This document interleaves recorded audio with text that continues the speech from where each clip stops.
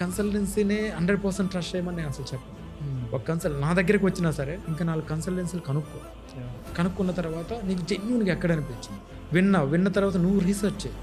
Consultancy అనగానే ఒక భూతద్దంలా తయారైపోయింది, అక్కడే తప్పు ఉంది అని. మనం ఏం చేస్తున్నాం? పేరెంట్ వాళ్ళకి కొన్ని భయాలు ఉంటాయి.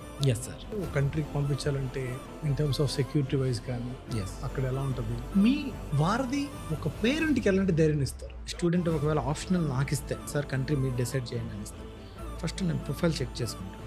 ప్రొఫైల్ చెక్ చేసేసి ఆమెకు బీటెక్లో ఆర్ డిగ్రీలో ఏ సబ్జెక్ట్లో ఎలా ఉంది, ఏ సబ్జెక్ట్ రిలేటెడ్ సబ్జెక్ట్కి వెళ్తే ఎటువంటి లైఫ్ ఉంటుంది, ఈ సబ్జెక్ట్ రిలేటెడ్ ఏ కంట్రీ బాగుంది, మనం ఇచ్చిన కంట్రీ ఏదైతే ఉందో ఆ సరౌండింగ్లో మన స్టూడెంట్స్ ఎంతమంది ఉన్నారు, అట్లీస్ట్ సపోర్ట్ ఇచ్చే స్టూడెంట్ ఉన్నారా లేదా.